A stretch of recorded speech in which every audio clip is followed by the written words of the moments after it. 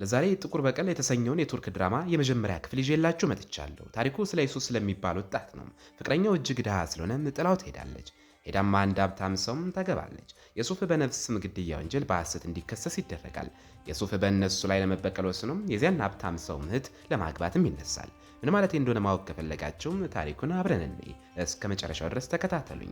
ድራማችን የሚጀምረው ዲላንና ጓደኛዋ ጣሊያን ውስጥም ወደ አንድ ምግብ ቤት ለመግባትም በሊፍትም ሲወጡ ነው።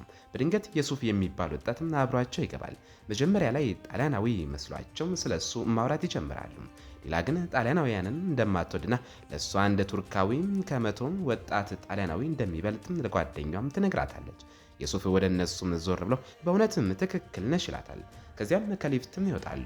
ዲላና ጓደኛዋም ንግግራቸውን በመስማቱ ደንግጠው ይስቃሉ። ትንሽም ቆይተውም የሱፍ ምግብ ቤት ውስጥ ሆኖ ጓደኛውን ያገኘዋል። በዚያው ቅጽበት ዲላም የጓደኛዋ ልደትም እያከበረች ነው።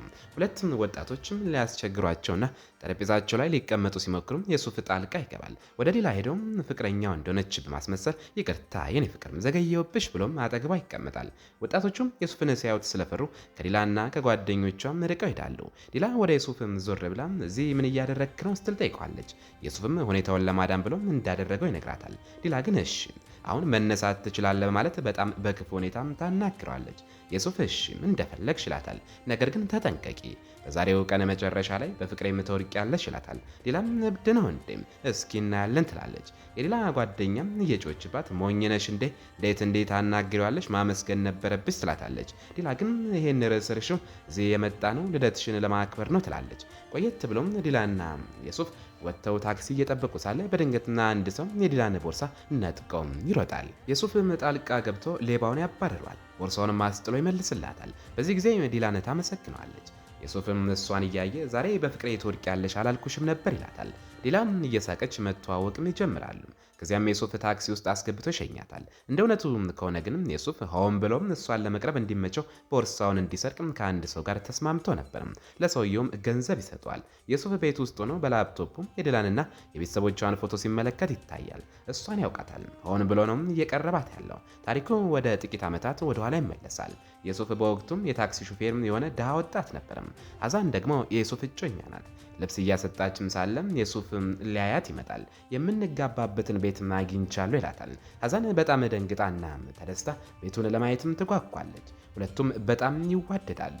የሱፍም የአክስት ልጅ ረምዚ ከየሱፍ ወንድም ሙራድም ከጓደኛው ካሚልና ከሀዛን ጓደኛ ማርዙ ጋር በመሆን ረምዚ ከሚሰራበት ሰው በድብቅ በወሰደው መኪና እየተዝናኑ ነው። የሱፍና ሀዛን ቤቱን አብረው ለማየት ይወስናሉ። እዚያም ረምዚን፣ ሙራድን፣ ካሚልንና አርዙንም ያገኛቸዋል። የሱፍም ቤቱን እንዲያዩለት አብሯቸው እንዲሄዱም ይጠይቃቸዋል። ቤቱ እንደደረሱ ግን ሀዛን የቤቱን ሁኔታ ስታይ ትደነግጣለች። ምክንያቱም ቤቱ በጣም ያረጀና ከውስጡም እየተበላሸ ነበርም። ማንኛውንም ነገር ሲነኩት ይፈርሳል። ሀዛን በጣም አዝና ወደ የሱፍ ትቀርብና የቤቱን ሁኔታ አታየውም እንዴት ትላለች። የሱፍ ግን ሊያረጋጋት እየሞከረም አይዞሽ ሁሉም ነገር ስለሚታደስና ስለሚስተካከል ወለሉም ጭምር ስለሚቀየር ቤቱ በጣም ያምራል ይላታል። ሀዛንም የሱፍ ቤቱን በማግኘቱም ደስተኛ መሆኑን ስታይ ለሱ ስትልም ሀሳቧንም ትቀይራለች። ቤቱን እንደወደደችውም ሲታደስም ሌላ መልክ እንደሚኖረውም ትነግረዋለች። ሁለቱም በጣም ተደስተውም ይተቃቀፋሉ። አርዙም ከሩቆና በትዝብትም ትመለከታቸዋለች። አይኗ ላይም ክፋትም ይነበባል። የእነሱን ግንኙነት የምታበላሽም እሷ እንደምትሆንም ያስታውቃል። የሱፍም ወደ ረምዚ፣ ሙራድና ካሚል ወጥተው ይሄ ቤተ መንግስት እንደሚሆን ይነግራቸዋል። ከዚያም ወጥተው ኳስ መጫወት ይጀምራሉ። ነገር ግን የሱፍ ወንድም ሙራድ ድካም ይታይበታል። እግሮቹም ትክክል አይደሉም። አርዙም ከሀዛን ጋር ሆና በፈጣሪ የሆንብሽ ይሄ ቤት ነው እንዴ እዚህ እንዴት ትኖሪያለሽ ትላታለች። ሀዛን ግን እሱን ለአንቺ ተይው፣ እኔ ከየሱፍ ጋር ደስተኛ ነኝ፣ የትም ብሆን ዋናው እኛ ደስተኛ መሆናችን ነው ማለትም ትመልስላታለች። የሱፍ ደስተኛ ሲሆን ቤቱ ምንም አይታየኝም ትላለች። አርዙ ግን እንግዲያውስ እድሜ ልክሽን በድህነት ኑሪ ትላለች። አንቺ ቆንጆ ነሽ፣ በሺዎች የሚቆጠሩ ሰዎች ይመኙሻል፣ ይሄን የሱፍን ትተሽ በጥሩ ሁኔታ የሚያኖርሽ ሀብታም ሰው ፈልጊ ማለትም ትመክራታለች። ሀዛንም በእኔ ጉዳይም አትግቢ ያላልኩሽም ስትልም ትቆጣለች። አርዙም እሺ የራስሽ ጉዳይ እኔ ለጥቅምሽ ብዬ ነው ትላለች። የሱፍ ቤተሰቦችም ለራትም ተሰብስቧል። የሱፍ ለእህቱ የትምህርት ክፍያ እንደከፈለላትም ይነግራታል። እሷም በጣም ተደስታም ታቅፏለች። በድንገትም የሱፍ እናት ማልቀስም ትጀምራለች። ጥለህን ልታገባ እንደሆነ ማመን አልቻልኩም። አንድ ቤት እያስተዳደርክ ነበረ፣ አሁን ሁለት ቤት እንዴት ትችላለህ ትላለች። የሱፍም አቅፏትም አይዞሽ እናቴ እኔ መቼም ቢሆን አልጥላችሁም ይላታል። የሱፍ አክስትም ጣልቃ መግባት ይቺም ሀዛን የምትባለውን ልጅ ብትተዋትም ይሻላል፣ እሷና እናቷም ከፍ ያለ ቦታ ነው የሚያዩትም ያደክመዋል ትላለች። የሱፍ ግን ስለ ሀዛን እንደዚህም አትናገሪ፣ እሷ ትወደኛለች፣ በማንኛውም ሁኔታም ከኔ ጋር ትኖራለች በማለት ይከላከልላታል። በድንገት ሙራድም ስልክ ላይ መልእክት ይደርሷል። እሱና ረምዚም ይተያያሉ። ትልቅ ችግር ውስጥ መሆናቸውም ይታወቃል። ከዚያም ተያይዘው ወደ ውጭም ይወጣሉ። የሱፍም የሆነ ነገር እንደተፈጠረም ይጠረጥራል። ረምዚና ሙራድም ከቤት ፊት ለፊትም ቆመው ሲጨቃጨቁም ይታያሉ። ከከርኩት ከሚባል ሰው ገንዘብ እንደተበደሩና ካልከፈሉ እንደሚገላቸውም እንረዳለን። ሁለቱም ተቀምጠው ይህን ችግር እንዴት እንደሚወጡትም ያስባሉ። ረምዚም የሱፍ እንዲረዳቸው እንዲነግሩትም ይጠይቃል። ሙራድ ግንም የሱፍ እንዲያውቅ እንደማይፈልግ ይናገራል። የሱፍ በድንገት ወጥቶም የሆነ ነገርም ደብቃቸዋል፣ ምን ተፈጠረ ይላቸዋል። እነሱ ግን ይክዳሉ። የሱፍም በታክሲም ላድርሳችሁ ብሎ ይዟቸው ይሄዳል። በዚህ ጊዜም ሀዛን ከእናቷና ከአባቷ ጋር ሆና ስለ ቤቱና ስለ ዩሱፍ እያወሩ ነው። እናቷ በሁኔታው በጣም ተበሳጭታ ይህንን ነው ቤት የምትየው ትላለች። የዩሱፍና የሀዛን እጮኝነት በጭራሽም አልተዋጠላትም። ልጇ ሀብታም ሰው እንድታገባ ነው የምትመኘው። የአባቷ አቋም ግን የተለየ ነው። ዩሱፍ ጥሩ ወጣት እንደሆነም ለሀዛን ይነግራታል። ስለ ቤቱም ምርቃቱንም ይለግሳቸዋል። ከጥቂት ቆይታ በኋላም የሀዛን እናት በክፍሏ ውስጥ ብዙ ልብሶችን ስትለካም ይታያል። ሀዛን ገብታ ይህንን ሁሉ ልብስ ከየት አመጣሽው ስትል ትጠይቃለች። እናቷም ዝም በይ ከወይዘሮ ዴኒዝ ነው ትላለች። እናቷ በሰው ቤት ውስጥ አገልጋይ ሆና ነው የምትሰራው። ለልጇም አንድ ቀሚስ ሰጥታ ነገም አንድ ሀብታም ቤተሰብ ለአንድ የንግድ ፕሮጀክት ወደ አካባቢው ስለሚመጡ እንድትለብሰውም ታዛታለች። ይህንን ቀሚስ ልበሺ፣ ምናልባት አንድ ሀብታም ወጣት አይቶሽ ሊያገባሽ ቢወስን ትላታለች። ሀዛን በእናቷ ንግግር ተናዳ የምትይው ነገር በጭራሽ አይገባኝም፣ የሱፍን ለምን አትይውም ትላለች። እናቷ ግን ይህንን ጋብቻ ስላልፈቀድኩ መቼም ቢሆን አምናላዩም፣ እኔ የምፈልገው ከዚህ ድህነት የሚያወጣሽን ሰው እንድታገቢ ነው በማለትም ትመልስላታለች። ረምዚና ሙራድ በመንገድ ላይ እየሄዱ ሳለ በድንገት ሁለትም የከርኩት ሰዎችም ይወጡባቸዋል። ወደ ሙራድም ቀርበው ከከርኩት ሰላምታ ደርሷል ካሉት በኋላ በፊቱ ላይ ቁስልም ያደርሱበታል። የሱፍ በድንገት ደርሶ ወንድሙን በዚያ ሁኔታ ሲያዩ ከረምዚና ከሙራድ ጋር ይጣላል። የሱፍ ችግር ካለባችሁ ንገሩኝ፣ እኔ ፈተዋለሁ ብያችሁ አልነበረም ይላቸዋል። ሙራድና ረምዚ ግን ሊዘርፉንም የፈለጉ ወረው በሎች ናቸው ማለትም ይክዳሉ። የሱፍ ተበሳጭቶም አንተ ልጅ ሁልጊዜ ችግር ውስጥ ካልሆንክ አላገኘህም ይሏል። ሙራድም ተናዶም ያለውበት ሁኔታ እያየ በተደበደብኩበትም ተወቅሰኛለህ ብለው እያለቀሰም ጥለው ትሄዳል። በማግስቱም ጠዋትም የሱፍ የገንዘብ ቦርሳም ይዞ ሲቆጥርም ሙራድ ገብቶም ያየዋል። የሱፍ ሙራድን ለመታረቅ ይሞክራል። ትናንት የተናገረው ነገር ስለሚወደውና ስለሚጨነቅለት እንደሆነም ይነግራል። ከጥቂት ቆይታ በኋላም ዩሱፍም ከሀዛን ጋር ይገናኛል። ሀዛን በድንገት ቤቱን በጭራሽም አልተመቸኝም መቀየር አለብን ትላለች። ዩሱፍም ገርሞት እንዴም ትላንት እኮ ተስማምተሽ ነበር ይላታል። ሀዛን ግን አይ ሀሳቤን ቀይር ያለው ቤቱ በጣም መጥፎ ነው እንድትቀይረው ፈልጋለሁ ትላለች። ዩሱፍ መቀየር አልችልም ምክንያቱም ለባለቤቱም የገንዘቡንም ከፊል ከፍያለሁ ይላታል። ሀዛን ተናዳ ሁሉንም ነገር በራስ ፍቃድ ለምን ታደርጋለህ ትላለች። ዩሱፍም ማንም ሀሳብሽን እንደቀይረውም አይገባኝም፣ እኔ ቀንና ሌሊት የምለፈውም ለጋብቻችን ነው፣ አንቺ ግን እንደዚህ ያለሽ ይላታል። ሀዛንም ጥሩ ኑሮ መኖር ፈልጌ እኮ ነው ትላለች። ዩሱፍም ቀርቦ ኑሯችን ጥሩ ነው ከብዙ ሰዎች እንሻላለን ብሎ ፈጣሪን እንድታመሰግን ይነግራታል። ሀዛንም እውነትህን ነው ቤቱ ግድ የለኝም ዋናውም አንተ አጠገቤ መሆን ነው ብላውም ታቅፋለች። ከውጭ አርዙና ረምዚ ይቆመዋል። መካከላቸው የፍቅር ግንኙነት እንዳለ ይታያል። አርዙ ግን የእኛ ግንኙነት እንደ ዩሱፍና ሀዛን እንዲከሽፍ ትፈልጋለህ ትላለች። ረምዚም የምን መክሸፍ ነው እነሱ እኮም ተጋብተው በደስታም ይኖራሉ ይላታል። እሷ ግን በህልም ነው እኔ እዚህ ያለሁት ለምንድን ነው ትላለች። ሀዛንና ዩሱፍም ሲወጡ ሀዛን ለአርዙም ግዢ እንደምትሄድና እናቷን እንደምታገኝ ለዩሱፍ ነግረም ተለያይተው ሄዳሉ። በአካባቢው የሚጀመረውን አዲስ የንግድ ፕሮጀክት የምርቃ ስነስርዓት ለመታደም ከእናቷ ጋር እንደምትሄድ እናውቃለን። በዚህ ጊዜ ዲላን እና ወንድሟ ሶርብ ከመኪናቸው ይወርዳሉ። በጣም ሀብታም መሆናቸው በሁኔታቸው ያስታውቃል። ለፕሮጀክቱ በተዘጋጀ ቦታ መካከልም ይቀመጣሉ። ሀዛንም እናቷ የሰጠቻትን ነጭ ቀሚስ ለብሳ ትመጣና እናቷንም ታገኛለች። በዚህ ቅጽበትም ሶርብ ሀዛንን አያታል። አይኑን ሳይነቅልም ይመለከታታል። በእሷም በጣም እንደተማረከም ያስታውቃል። የሀዛን እናትና አርዙ ሶርብ ሀዛንን ትኩር ብሎም ያያት መሆኑን ልብ ይላሉ። ሶርብ ትኩረትም ስለሰጣትም በጣም ደስ ይላቸዋል። ሶርብ ንግግር ለማድረግ ይነሳል። በእጁም የመስታወትም ሽልማት ይይዛል። ነገር ግን በድንገት መስታወቱ በእጁ ላይ ይሰበራል።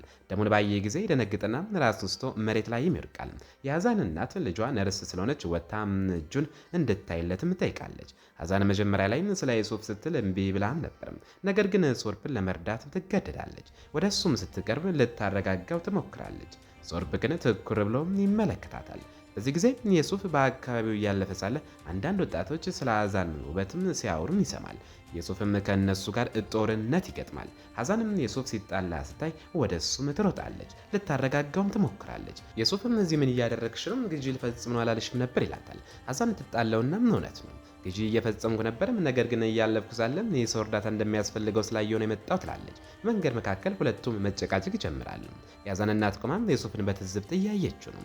ሀዛን አብሯት እንድትሄድም ጠይቃለች። ሶርፕ ወደ መኪናው ገብቶም ረዳቱን ስለዚችም ሀዛን ስለምትባል ልጅ ሙሉ መረጃ እንዲያመጣለትም ያዟል። ከጥቂት ቆይታ በኋላም ሀዛንና የሱፍ ታክሲ ውስጥም አብረው ተቀምጠው እርስ በርስም ይወቃቀሳሉ፣ ይጮሃሉ። ነገር ግን በኋላም ሀዛን የሱፍንም ታቅፋለች። ወጣቶቹን ሲመታም የተጎዳ እጁንም ትስማለች። ሶርፕም ወደ ድርጅቱ የሚደርስና አጎቱም ተህሲንን ያገኛል። ሁለቱም እርስ በርስም አይዋደዱም። ተህሲን ፕሮጀክቱን እንደሰረዘውም ለሶርፕ ይነግራል። ሶርፕ ይናደድና እንዴት ያለኔ ፍቃድ እንዴት አድርጋለህ ይሏል። ተህሲን ወደ እሱም ቀርቦም በሹፌሮች ፊትም አነጋገርንም ስታስተካከል ፕሮጀክቱንም እሰራዋለሁ ይላል። ተህሲን በድርጅቱ ላይ ትልቅ ተጽዕኖም እንዳለም ይታወቃል። ሶርፕ ትቶትም ወደ ቢሮም ይወጣል። ጸሐፊዋን ቡና እንድታመጣለት ካዘዛትም በኋላም አንቺ አታምጩ ይላታል። አርዙም በሶርፕ ድርጅት ውስጥ የምትሰራ ስለሆነ ቡናውንም አርዙ እንድታመጣለትም ያዛል። አርዙ ቢሮ ስትገባም ስለ ሀዛን ይጠይቃል። እሷም ነርስ እንደሆነችና ለረጅም ጊዜም ስራ እየፈለገች እንደሆነም ትነግረዋለች። ሶርፕም ሀዛን ነገ መታም ለስራ ቃለ መጠይቅ እንድታደርግና ስራውን እንደሚሰጣትም ለአርዙ ይነግራታል። አርዙ በዚህ በጣም ደስ ይላታል። አርዙ ለሀዛን የሆነውን ነገርም ትነግራታለች። ሶርፕ ነገ መተሽ እንድትሰሪ ይፈልጋል ትላለች። ስለ ሶርፕም በጣም ጥሩ ነገርም ማውራትም ትጀምራለች። በጣም ምርጥ ሰው እንደሆነም እህቱን ከማንም በላይ እንደሚወድና ከእናቱም ከወይዘሮም ዘራ ጋር እንደሚኖርም ትነግራታለች። ሶርፕም ቢሮ ተቀምጦ ሳለም ረዳቱ ገብቶ ስለ ሀዛን ያገኘውን መረጃም ይነግረዋል። ለአንድ ሾፌር እጮኛ መሆኗንም ያሳውቃል። ሶርፕ ግን እጮኛ ብትሆንስ እንድትተወው እናደርጋለን ይላል። ሶርፕም ሀዛንን በቀላሉ እንደማይተዋትም ያስታውቃል። የሶርፕ ረዳት ሌላም ዜና አለኝ አለቃ ብለውም ተህሲን የወርቅና የገንዘብ ኮንትሮባንድ በድርጅቱ ጭነት ውስጥ ደብቀው ወደ ውጭም ሲያስወጣ የሚያሳይ ፎቶ ያሳየዋል። ሶርፕ በጣም ይናደድና ወደ ተህሲን ሄዶ እኔና እናቴን እየሰረከን ነው ይለዋል። ተህሲን ግን ማንንም እንዳልሰረቀና ስራው መሆኑን ይነግረዋል። ከተከፋህና አብረን እንጠጣ ይለዋል። ሶርፕ አይዞህ ነገ ሁላችንም እንጠጣለን ይለዋል። በሶርፕ አይን ውስጥ ለተህሲን መጥፎ እቅድ እንዳለም ይታያል። አርዙም ሀዛን ሄዳ ሶርፕን እንድታገኘው ልታሳምናት ትሞክራለች። ሀዛን ግን እኔ አሁን ስለ ስራ ማሰብ አልፈልግም ብላ እምቢ ትላለች። የሀዛን እናት ተቆጣም እያሾፍሽ ነው እንዴ? ሂጂ እንጂ አበድሽ እንዴ? ሶርፕ ፈልጎሽ እምቢ ትያለች ትላታለች። ሀዛንም እሺ አየዋለሁ ትላለች። አርዙ ስትሄድም የሀዛን እናትም የአርዙን ጉዳይ እንድትከታተል ጠይቃለች። ፍቅርም ለልጄ ምንም አይጠቅማትም፣ በጥቂት ቀናት ውስጥም የሱፍን እንደምትረሳውም እንደምታደርግ ትናገራለች። ሁለቱም በሀዛን ላይ ይስማማሉ። የሱፍ ሌሊቱን ሙሉ በታክሲም ሲሰራ ያድራል። ሙራድ ግን በየሱፍ ክፍል ውስጥ ሆኖ የሱፍን የገንዘብ ቦርሳ ይወስዳል። ከረምዚ ጋር በመሆንም በአንድ የኳስ ጨዋታ ላይ ይወራረዱና ገንዘቡን በሙሉ ይበላሉ። ሙራድም ከረምዚ ጋር ይጣላል። ለዚህ ሁሉ ችግር ምክንያት አንተ ነህ ይለዋል። ከጥቂት ቆይታ በኋላም ረምዚና ሙራድ ወደ ከርኩት ይሄዳሉ። ሙራድ ሌላ እድል እንዲሰጣቸውና ገንዘቡን በሙሉ በውርርድ እንደከሰሩም ይነግረዋል። ከርኩት ግን ከእንግዲህ ሌላ እድል የላችሁም ይላቸዋል። ነገ ገንዘቡን ካልመጣም እንደሚገላቸውም ይነግራቸዋል። ረምዚም ሄዶም ገንዘቡን እንዲያመጣም ያዟል። ሙራድን ግን ገንዘቤ መምጣቱን ለማረጋገጥ አንተ እዚህ ትቆያለህ ይላል። ረምዚና ሙራድም ትልቅ ችግር ውስጥም ይወድቃሉ። ምን እንደሚያደርጉም ግራ ይገባቸዋል። ከርኩትም ሶርፕን ሊያገኘው ይሄዳል። ሶርፕም ያጎቱን መጋዘን ሰብሮም እንዲዘርፍም ያዟል። ከዘረፍክ በኋላ ምን እንደምታደርግም እነግርሃለሁ ይላል። የሱፍም ወደ ቤት ሲመለስ እናቱ ስለ ሙራድ በጣም ተጨንቃም ያገኛታል። ሙራድ ትላንትና ቤት እንዳላደረም ይነገራል። የሱፍም ወደ ክፍሉ ገብቶም አይዞሽ እናቴ ይመጣል ይላታል። ሊደውልለትም ስልኩን ሲያወጣ ግን የገንዘብ ቦርሳው ቦታው አለመኖርን ያያል። የሱፍ ደንግጦ ስለ ቦርሳው ይጠይቃል። እህቱ ሙራድ ቦርሳውን ይዞ ሲወጣ ማየቷንም ትነግረዋለች። የሱፍ ይበልጥ ደንግጦ በፍጥነትም ወደ አክስቱ ቤት ይሄዳል። ረምዚንም አግኝቶም ይጣሏል። ሙራድም የት ነው ረምዚ ይሏል። ረምዚ ግን ምንም አላውቅም ይላል። የሱፍ ይመታውና ሁለታችሁም የሆነ ነገር ደብቃችሁኛል ይሏል። ስለ ሙራድ በድጋሚ ይጠይቋል። ረምዚ ግን አሁንም ይክዳል። የሱፍ በገንዘቤ ተጫውታቸዋል አይደል? አሁን ለከርኩት ገንዘብ ያስፈልጋቸዋል ይሏል። ረምዚ ግን ስለ ሙራድም ሆነም ስለ ገንዘቡ ምንም እንደማያውቅ ይላል። የሱፍ ጥሎት ይወጣል። ረምዚ ግን ስለሚፈራው እየዋሸ እንደሆነ ይታወቃል። ሀዛን ወደ ድርጅቱም ደርሳም ሶርፕን ታገኘዋለች። ሶርፕ በጣም በጥሩ ሁኔታም ያስተናግዳታል። ነርስ እንደሆንሽ አውቄያለሁ፣ እናቴም የስኳር ታካሚ ስለሆነችና ስኳሯም ስለሚዋዥቅ ቤት ውስጥ በጣም ትፈለጊያለሽ ይላታል። ሀዛን ግን በቅርቡ ስለምታገባም አብራው መስራት እንደማትችልም ትነግረዋለች። ሶርፕም ምንም ችግር የለውም ስልኬን ያዡና ሀሳብሽን ከቀየርሽ በማንኛውም ጊዜ ደውይልኝ ይላታል። ሀዛንም ትታው ትሄዳለች። በዚህ ጊዜ የሱፍ ወደ ከርኩትም ሄዶ ይጣላል። ሙራድም የት ነው ይላል። ከርኩት ግን ስለሱ ምንም እንደማያውቅና እንዳላየው ይነግረዋል። የሱፍ በሙራድ ላይ የሆነ ነገር ቢፈጠር በጭራሽ አልምርህም ብሎ ይስታል። ከርኩትም ያለበትን ካወቅኩ እነግርሃለሁ ይለዋል። የሱፍም ጥሎት ይወጣል። ሀዛን ለየሱፍ ትደውላለች። ቤቱን ለመግዛትም እሷና አባቷ ከቤቱ ባለቤት ጋር ስለሆኑም ገንዘቡን ይዞ እንዲመጣም ጠይቀዋለች። የሱፍም እሺ መጣው ይላታል። ግን በዚህ መከራ ውስጥ ምን እንደሚያደርግ ግራ ገብቶታል። ከርኩት ወደ ሙራድ ገብቶ ረምዚ ገንዘቡን እንዲያመጣ ጸልይ፣ ካላመጣ በአንተ ላይ የማደርገውን አታውቅም ይላል። ሀዛንም ከአባቷ ጋርም ስታወራ አይዞሽም የእናትሽን ንግግር አታስብ ይላታል። በየሱፍ እንደሚተማመንና እሱ ጥሩ ሰውን ስለሆነ ለእሷ ማንኛውንም ነገር እንደሚያደርግም ይነግራታል። በዚህ ጊዜም የሱፍ በድንገትም ይገባል። ሁኔታው በጣም እንደተጎዳም ያስታውቃል። ሀዛንም መልኩን አይታም ትደነግጣለች። ከጥቂት ቆይታ በኋላም የሱፍና ሀዛን አብረው ተቀምጠው የሱፍ ይቅርታም ይጠይቃታል። የቤቱን ጉዳይ እንደሚፈታውም ይነግራታል። ሀዛን ግን እኔ ስለ ቤቱ ሞኝ አይደለሁም፣ ነገር ግን በወንድምህ ስራም ተናድጃለሁ ትላለች። እንዴት እንዲህ አይነት ድርጊት እንደሚፈጽም አይገባኝም ትላለች። ስለ እሱም ሆነም ስለ እሷ ሳያስብ ስለ ገንዘብ ብቻ ማሰቡ እንዳበሳጫትም ትነግረዋለች። የሱፍ ግን አንቺ የምታስቢው ስለ ገንዘብ ብቻ ነው፣ እኔ አሁን ስለ ወንድሜ ተጨንቄያለሁ ይላታል። ሀዛን እኔ ስለ ገንዘብ ብቻ የምጨነቅ ይመስላል ትላለች። ሁለቱም ተጣልተውም ሀዛን እያለቀሰችም ትሄዳለች። እናቷ ዝም አትል፣ የሚያበሳጭ ንግግርም ትናገራታለች። ሀዛንም የሶርፕን ካርድ አውጥታም አብረው ለመስራትም ትወስናለች። ሀዛን ወደ ሶርፕ ቤት ሄዳም ታገኘዋለች። ሶርፕም እናቱን እንድታውቃትም ይዟት ይገባል። ሊላንም ሀዛንን ግን አስተያየት ትወዳታለች። የሶርፕ እናትም ሀዛንም ቅንና ቀላል ልጅ መሆኗን አይተውም ይወዷታል። ሀዛን ስራዋን ከጨረሰች በኋላም ሶርፕ በመኪናም ይሸኛታል።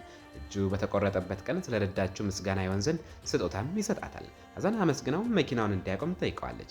ሀዛን ከመኪናው ስትወርድም የሱፍ የሚያያትና ይደነግጣል። ወደ እሷም ሄደው በእሱ መኪና ውስጥ ምን እያደረግሽ ነበረ ብሎም ይጣላታል። ሀዛን በተሳሳተ መንገድ አትረዳኝ፣ ይሄም አቶ ሶርፕ ነው፣ ስራ ጀምሬያለሁ፣ ሰዓቱ ስለረፈደብኝ ነው የሸኘኝ ትለዋለች። የሱፍም ያለኔ ፍቃድ ስራ ጀምርሽ ይላታል። የሀዛን እጅ ላይም ያለውን ስጦታ አይቶም ይቀማታል። ሲከፍተውም የሳቲን ቀሚስ ሆኖም ያገኛል። የሱፍ ደንግጦ ምን ማለት ነው? እኔ እዚህ ለጋብቻችን ቀንና ሌሊትም ስለፋ አንቺም ከዚህ ወጣት ጋርም እየተዝናናሽ ስጦታም ትቀበያለሽ? በእውነትም ተታለልኩልሽ ይላታል። እሷም በተሳሳተ መንገድ አትረዳኝ፣ አንተ የምታስበው ምንም ነገር አላደረግኩም ብላ ልትከላከል ትሞክራለች። የሱፍ ግን በእኛ መካከልም ያለው ነገር አብቅቷል ብሏት ጥሏት ይሄዳል። ሶርፕ ለረዳቱም ይደውልና ከሀዛን እጮኛ ከየሱፍ እንዲገላግለው ከርኩትን እንዲያናግር ያዟል። ሀዛን ቤት ውስጥ ተቀምጣም ታለቅሳለች። እናቷና አርዙ ግን ሀዛን የሱፍን በመለየቷና ለሶርፕ እድል በመክፈቷ በጣም ደስተኛ ናቸው። እናቷም እንድትወጣና እንድትዝናና ሀዛን ልብስ እንድትቀይርም ትነግራታለች። የሱፍም ከሀዛን ጋር በመለየቱ በጣም አዝኖም ተቀምጧል። ሀዛንና አርዙ በመጠጥም እየጠጡ ሳለ ሀዛን በጣም ትሰክራለች። አርዙም ይህንን አጋጣሚ በመጠቀም ለሶርፕ ትደውላለች። በስህተት ነው የደወልኩት ግን ሀዛን በጣም ሰክራለች፣ የሚረዳ ሰውም እየፈለግኩ ነበር ትላለች። ሶርፕም እንደሚረዳቸው ነግረው ቦታውን እንድትልክለትም ይጠይቃታል። ከርኩትም ከረምዚ ጋርም ይነጋገራል። ረምዚ ሙራድን ይዞም ሄዶም የተሲነ ረዳትም የሆነውን ሀቂን እንዲገሉትም ያዟል። ይህንን ካደረጋችሁም ከዳችሁ ትገላገላላችሁ ይላቸዋል። ረምዚ ግን እስር ቤት እንገባለን እኮ ይለዋል። ከርኩት ግን አይዞ ሌላ ሰው ነው እስር ቤት የሚገባ ይለዋል። ረምዚ ደንግጦ ማን ነው ሲልም ከርኩት የሱፍ ነው ብሎ ይመልስለታል። ሙራድም ከደው ለመውጣትም ከረምዚ ጋር ሄዶ ግድያውን ለመፈጸም ይስማማል። ነገር ግን ሙራድም የሱፍ ጥፋቱን ሁሉ እንደሚሸከም አያውቅም ነበርም። ረምዚ ለዩሱፍ ይደውልና ሙራድን እንዲያገኘውና ችግር ላይ መሆናቸውን ነግሮ ቦታውን ይልክለታል። የሱፍ ስለ ወንድሙ በጣም ተጨንቆ ይሄዳል። ሶርፕም ሀዛንን ይዞም ወደ መርከቡም ይወስዳታል። አርዙም አብራቸዋለች። ሙራድም ሀቂንም ይገለዋል። ደሙን እጁ ላይ ሳይም ይደነግጣል። ሶርፕም አርዙ እንድትሄድ ከነገራት በኋላም ሀዛን ተኝታበት የነበረው ክፍል ይገባል። ሀዛን ስትነቃም ሶርፕ አጠገቧ ነው። ስታገኘው በሆነው ነገር ደንግጣ ማልቀስ ትጀምራለች። የሱፍ መጋዘኑ እንደደረሰም አንድ ሰው ብዱላም ራሱን ይመቷል። ራሱንም ስቶ ይወድቃል። አሁን ወደ አሁኑ ጊዜ ስንመለስ የሱፍም ሆቴል ውስጥ ሆኖ ብዙም አገልጋዮች በዙሪያ ያሉ። የሱፍ ትልቅ ነጋዴ ስለሆነና ዝናው ስለናኘ ትልቅ ድግስም አዘጋጅቷል። ዲላና ሶርፕ ወደ የሱፍ ድግስም ተጋብዟል። ሶርፕ ለዲላም ዛሬ ትልቅ ሰው እንደሚያገኝ ይነግራታል። ይህ ትልቅ ሰው ማለቱ የሱፍን ነበርም። ረዳቱም ለሶርፕ ስለ የሱፍ መረጃ ቢፈልግም ምንም እንዳላገኝም ይነግረዋል። ልክ ዛሬ እንደተወለደ ሰውም ታሪኩም የታወቀ አይደለም። ሶርፕ ግን ዋናው ብዙ ገንዘብ መክፈሉን ይሏል። ችኳ በክፍሏ ውስጥ ለምሽቱ ድግስ እየተዘጋጀች ነው። አሁንም የሶርፕ ሚስት ሆናለች። ሶርፕ ለድግሱ የምታደርገውን የአንገት ሐብል በስጦታም ይሰጣታል። በዚያው ቅጽበትም የሱፍ ለድግሱም እየተዘጋጀ ነው። ታሪኩ ወደ ኋላ ተመልሶም የሱፍ መጋዘን ውስጥ ሲነቃ እጁ ላይ ሽጉጥም ያገኛል። ፖሊሶችም መጥተውም ይዙታል። የሱፍ ምንም ሊገባው አልቻለም። ወደ አሁኑ ጊዜ ስንመለስ የሱፍም ድግሱ ላይም ይደርሳል። ሶርፕ፣ ሀዛን፣ ዲላን፣ ረምዚና ማርዙም ሁሉም መጥቷል። ሶርፕና ዲላም ሲገቡ ጋዜጠኞች ፎቶም ያነሷቸዋል። ዲላም ስልኳን እያየች ቆማ ሳለም ሀዛን ወደ እሷ ትመጣለች። ግንኙነታቸው ጥሩ እንደሆነ ያስታውቃል። ሀዛን ጣሊያን እያለሽ ስለነገርሽኝ ወጣት ነው የምታወሪው ስትላት ዲላን አይደለም ትላለች። ግን እንደወደደችውም ትነግራታለች። ዲላም ሶርፕና ሀዛን ወደ ድግሱም ይገባሉ። የሱፍ ረዳትም የሆነችውም ፊዳን ትቀበላቸዋለች። ሀዛንም የሱፍን ስታየው ደንግጣም ትቆማለች። ዲላ ግን ደስ ይላታል። ሶርፕም የሱፍን ሊተዋወቀው ወደ እሱ ይሄዳል። ሰላምታም ይለዋወጣሉ። የዛሬው ክፍል ይመስላል። በቀጣይስ ምን ይፈጠር ይሆን?